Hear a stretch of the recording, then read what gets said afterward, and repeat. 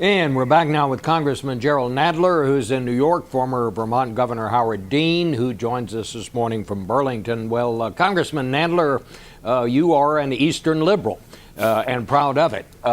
You didn't like this very much. You heard what Mr. Axelrod said. He looks like he thinks what's going to be voted on is about what they put forward. He doesn't see any changes coming. Are House Democrats going to go for this? Well, we passed a resolution in our caucus the other day saying that we would not permit this deal to come to the floor without some changes. How major those changes would have to be for members of our caucus to let it come to the floor, I don't know. I certainly hope that there are very major changes in this. Well, what's wrong with this? What's wrong with it? There are three, and looking at it from the long term, there are really three major problems that I see with this.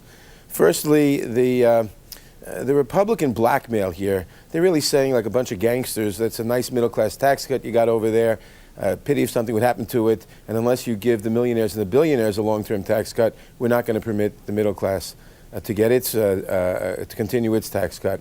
But that millionaires and billionaires tax cut will cost $700 billion added to the deficit over the next 10 years, which we can't afford. Now, I know that this is a 2-year extension, but if we succumb to that blackmail now, when both the middle class and the upper end tax cuts expire in 2 years in the middle of a presidential election, why would I expect that the president and the Congress would then have the political gumption not to submit again to the Republican blackmail and in effect permanentize this? So I believe that voting for this now may be to permanentize these upper end tax cuts at $700 billion a decade, which would be the culmination of a 30-year Republican plan to starve the beast, to create deliberately such massive tax cuts that we're going to have to do what they really want, which is to cut Social Security and cut Medicare, cut aid to education, housing, and everything else. Let me just stop you right there, because that's going to be a very long answer, and we'll get back to the rest of it. But what I'm asking you is, would you be willing to let everyone's taxes go up in order to stop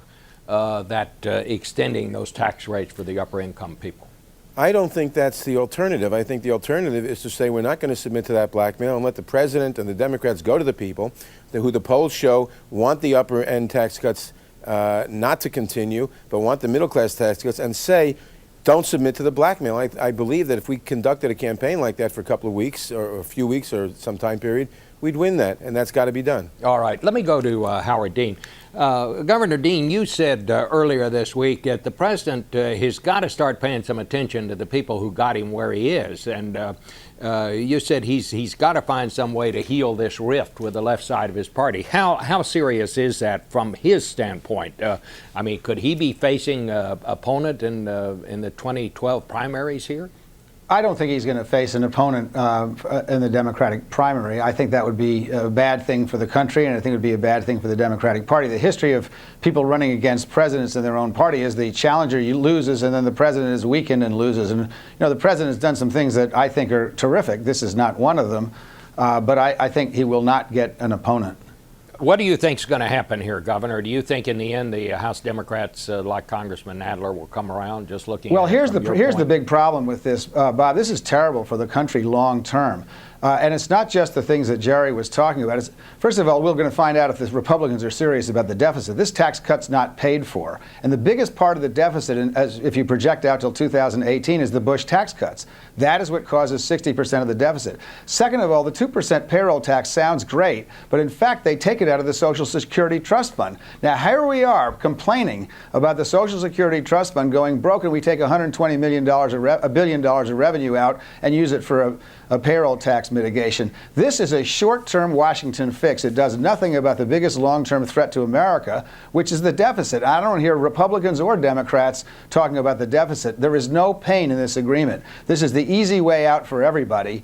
Much as everybody is complaining and hooting and hollering, this is an inside the Beltway fuss, and somebody needs to do something about the long-term problems of this country. It's not in this bill. Well, Congressman Nadler, let me go back to your objections. It seems to me like it's going to be a difficult thing for the president to bring some of your colleagues around, because in that Democratic caucus, I mean, people heard through the doors some of the shouts. I asked Mr. Axelrod, how did the president feel about some Democrats actually using the F word to describe him? It seems like this is a really wide divide we've got here between a Democratic president and his Democratic House members. Well, it is a really wide divide for several reasons. People do not want to see those tax cuts for the upper income people permanentized, which we feel this may do. Second of all, Governor Dean is entirely right about the long-term risk to Social Security here. Now, this one-time $120 billion tax cut in Social Security taxes will be paid for out of the general fund, but that for the first time starts getting the general fund to subsidize Social Security for $120 billion a year and bring Social Security into the deficit debate, which greatly undercuts the political support to avoid eviscerating Social Security a few years down the road. So that's a second major problem, which we don't want to see. And the third is this giveaway on the estate tax, which over 10 years is $115 billion more than we should be doing. Do you think if this does not get done somehow in this lame duck session, it's going to be easier next year when you have a more liberal Democratic caucus and a more conservative Republican caucus? Because it's definitely going to be that, because that was the impact of these elections.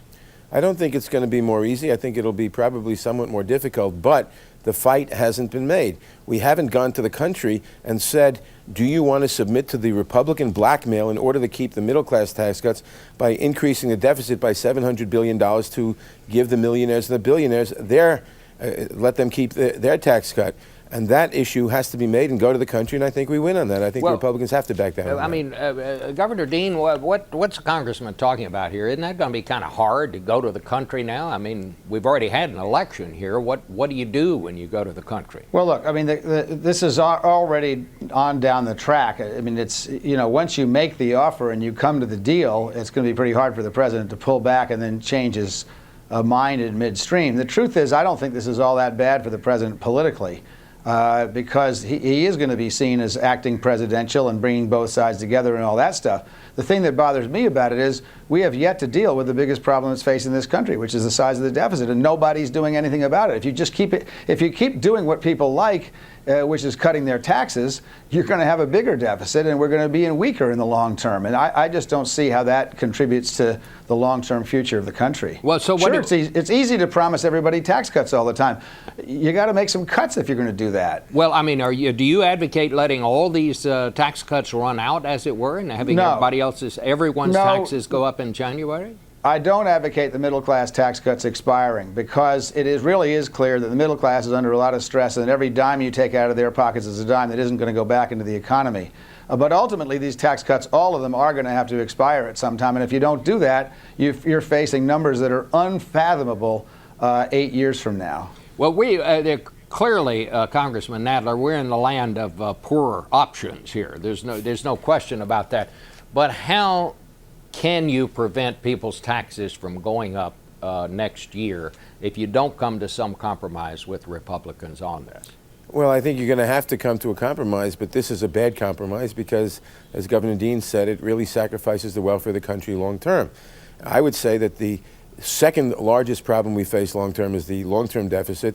The more immediate problem we face is to create more jobs right now, and we have to do that, but you can't do it at the expense of permanentizing these upper-end tax cuts and the estate tax cut and jeopardizing Social Security down the road.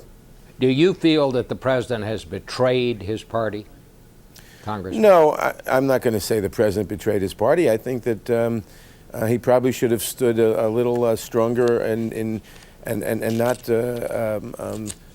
gone along with what is the Republican blackmail attempt. Right. And now he thinks that we can fix this in 2 years. I'm more skeptical of that. All right. Well, I want to thank both of you for giving that Thanks. side of the story.